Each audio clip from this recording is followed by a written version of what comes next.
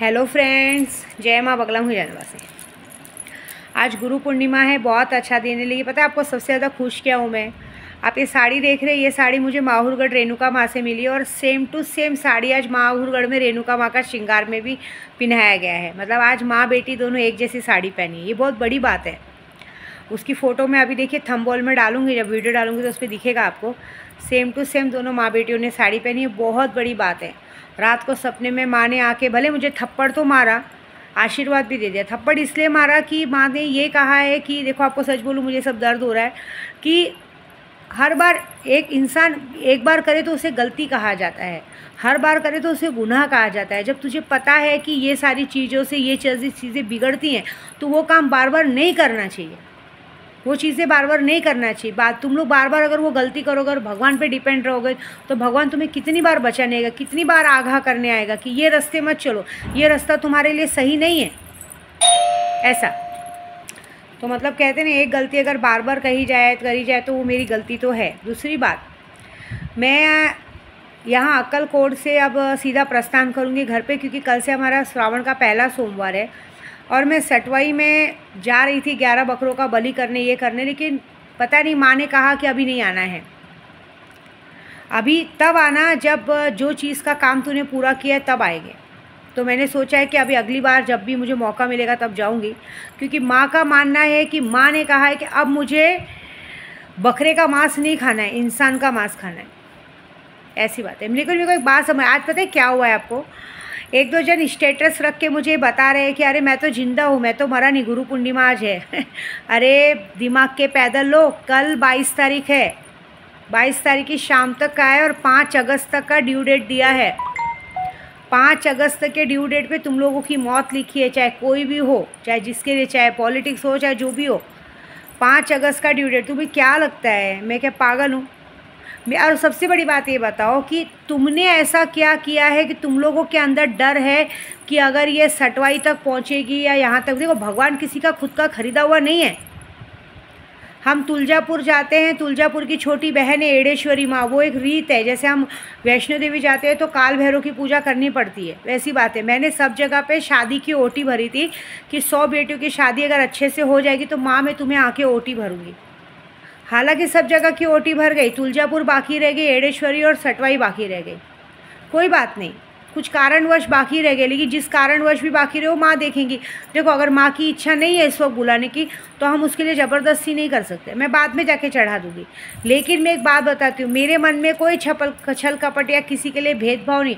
मैं जो काम करने जाती हूँ अपने मन से, तो लोगों को ये क्यों डर है कि स्टेटस रख के ये बता रहे कि अरे अब तो अभी तक तो हम मरे नहीं, अभी तक तो हम जिंदा है। तो ये तो तुम्हारा डर दिखा रहा है ना, क्योंकि तुम लोग को ये डर है कि जो पाप हमने किया है, जो पाप हमने इसके लिए किया है, तो इसके लिए हम दिखा रहे स्टेटस रख के कि हम जिंदा है। तुमने हमारा कुछ नहीं बिगाड़ पाए। मैं कौन होती हूँ बिगाड़ने वाली? बिगाड़ने वाली जगत जननी है। वो जब बिगाड़ने पे आएगी ना तो तुम्हें कोई बचाने वाला माइका लाल नहीं मिलेगा। ऐसी बात है। मेरे को ऊपर वाली के लाठी में आवाज़ नहीं होती है, लेकिन एक बात है कि चोर की दाढ़ी में तिनका, ऐसी बात है। जैसे एक गांव में था कि एक गांव में चोरी हो गई थी, तो उस गांव में रीत थी कि चावल के दाने अगर आपने हाथ में उठा लिया तो समझो कि आप चोर नहीं है। लेकिन अगर चावल के दानों को आप नहीं उठा पाए, उठाते उठाते वो हाथ से गिर जा रहे, तो मतलब आप चोर हो। तो वैसे ही सेम हाल ऐसा हो गया है कि अभी तक तो मैं मंदिर पहुंची भी नहीं हूँ, लेकिन बहुत सारे जनों के मन में डर आ चुका है कि अगर ये वहाँ तक पहुँच गई, कुछ हो गया तो क्या होगा। तो मेरा सिर्फ एक सीधा सीधा सवाल है कि मैंने अगर मारण क्रिया जिन लोगों का किया भी है, मैंने नाम लेके मारण क्रिया किया है, वो लोगों ने, अगर आपने मेरे साथ कुछ गलत नहीं किया है तो आपके अंदर ऐसा डर क्यों है कि अगर ये जगह तक पहुँच जाएगी तो हमारी मौत हो जाएगी।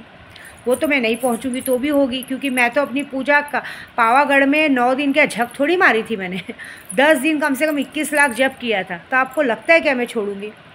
आपको लगता है क्या? अरे एक बात बताओ, मेरा घोंसला, छोटा सा घोंसला, मेरा घर, लोग सोचते हैं कि विद्या देवी गोरा ही छोड़ के चले जाए। मेरा घर खाली कराने के, मेरा घर करने के पीछे लोग बराबर लगे। 2-3 बार हो चुका है, 2 जगह हो चुका है। पहले भी एक बंदे ने किया था, उसकी भी औलाद की भगवान ने ले ली। क्योंकि तुम लोग अगर किसी का बुरा सोचोगे, किसी को औलाद को बेघर करने को सोचोगे, तो भगवान तुम्हारे लिए भी सेम रास्ता करेगा। दूसरे घर में जो मैं 6-7 साल थी, उस इंसान ने भी अपने बच्चों के भरोसे पे आके मुझे उस घर से हटा दिया, जो कि उस घर से मुझे दिलो जान से प्यार था। मैं बहुत रोई थी उस घर से निकलते समय। क्या हुआ, उस घर को भोगने वाला कोई बचा नहीं। तो तुम एक बात सोचो, विद्या देवी को बेघर करने का सोचते हो। मैं एक बात बताओ, जो लोग बेघर करने का सोचते हैं ना, अगर मैं एक आवाज़ करूँ ना तो पूरी गोराई, पूरी बोरीवली में इतने लोग हैं कि ऐसी बेघर पैसों के मुझे ऐसी चाबी देने को तैयार है कि माँ ये लो रहो।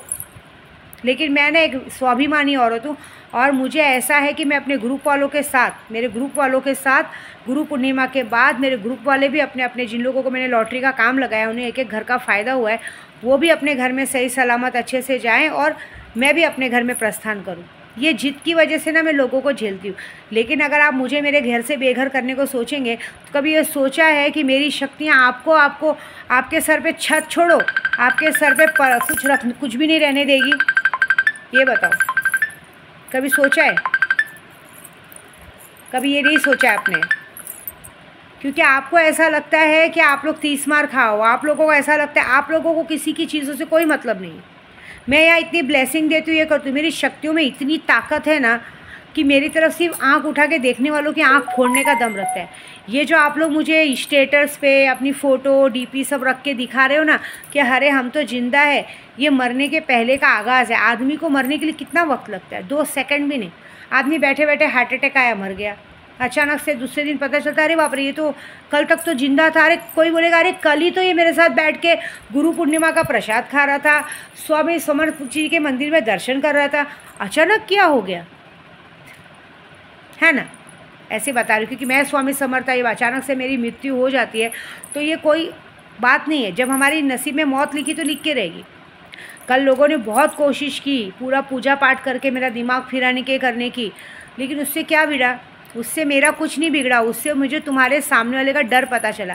मैं वही तो बात पूछना चाहती हूँ कि मैं तो अपने अच्छे कामों के लिए बकरों का बलि का खाना बंटवा रही थी, क्योंकि उद्धव बाला साहब ठाकरे की लोकसभा में इतनी बड़ी जीत हुई है, मेरे जो 100 लड़कियों की शादी में 10 लड़कियों की शादी कामयाब हुई है, उसकी जीत मनाने के लिए, उसका प्रसाद करने के लिए मैं सटवाई जा रही थी।